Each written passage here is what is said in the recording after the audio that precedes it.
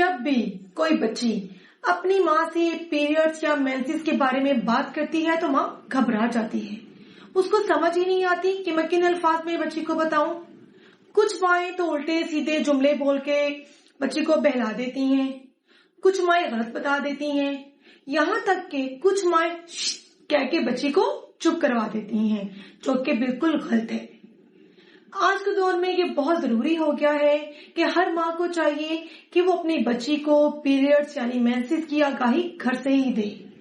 जब बच्चियां बाहर से इसके बारे में जानने की कोशिश करती हैं, जब बाहर से उनको पता चलता है कि ये क्या है और क्यों है, वो डिप्रेशन में चली जाती हैं, परेशान हो जाती हैं। इवन क्या अगर आप अपना वक्त याद करें, जब आपको पीरियड्स आए थे फर्स्ट टाइम और आपको आपके घर वालों ने नहीं बताया था इसके बारे में, तो आपने वो फेज कितनी मुश्किल से गुजारी थी, आप किस हद तक परेशान हुई थी। इसलिए मेरी सब माओं से गुजारिश है कि वो अपनी बच्चियों को पीरियड्स यानी मेंसेस यानी माहवारी के बारे में अपने घर से ही प्रॉपर आगाही दें।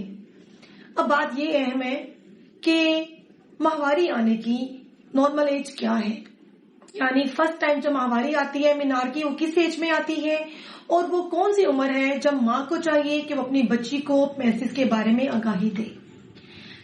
मीनार्की का मतलब होता है जो फर्स्ट टाइम पीरियड्स आते हैं, उसकी जो नॉर्मल एज है वो 10 से 16 साल के दरमियान है। अगर 10 साल से पहले माहवारी आती है तो भी परेशानी की बात है। अगर आपके बच्चे की एज हो गई है 16 साल, उसको अभी तक माहवारी नहीं आई तो भी परेशानी की बात है, तो आपको डॉक्टर से रुजू करना चाहिए। अब किस एज में बच्ची को समझाया जाए? अब माँ को चाहिए कि अपनी बच्ची को देखे। अगर अब बच्ची की बॉडी में जिस्मानी तब्दीलियां आना शुरू हो गई हैं, खास तौर पर छाती बनना शुरू हो गई है, तो ये वो वक्त है माँ को चाहिए कि बच्ची को अपने पास बिठाए और उसको प्रॉपर एजुकेट करे, प्रॉपर आगाही दे कि मेंसेस होते क्या है, किस जुबान में समझा सकती है, किन अल्फाज में समझा सकती है।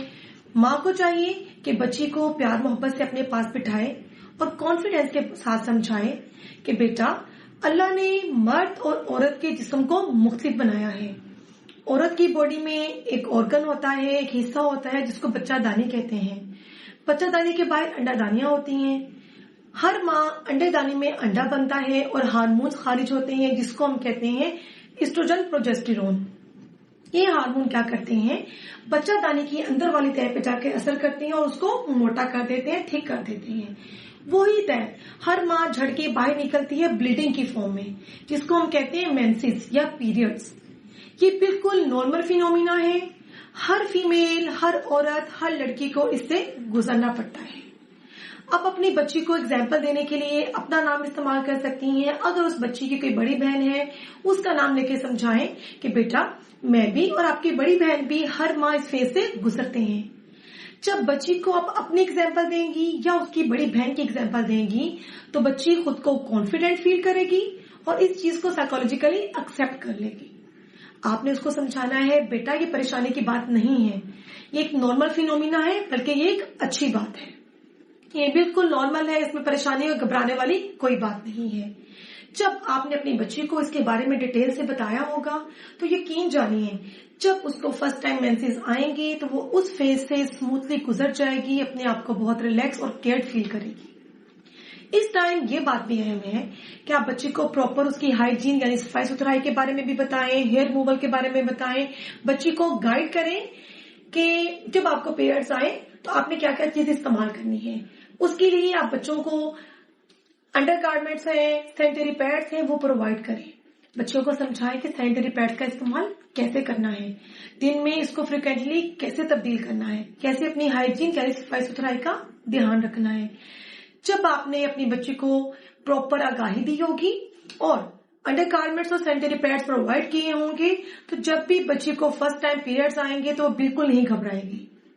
इवन कि अगर बच्ची स्कूल में है तो किसी रिश्तेदार के घर है या कोई इवेंट अटेंड कर रही है, अगर उसको पीरियड्स आ जाएंगे तो वो कॉन्फिडेंटली इन चीजों का इस्तेमाल कर सकेगी और बिल्कुल कॉन्फिडेंट रहेगी, बिल्कुल परेशान नहीं होगी, डिप्रेशन में नहीं जाएगी।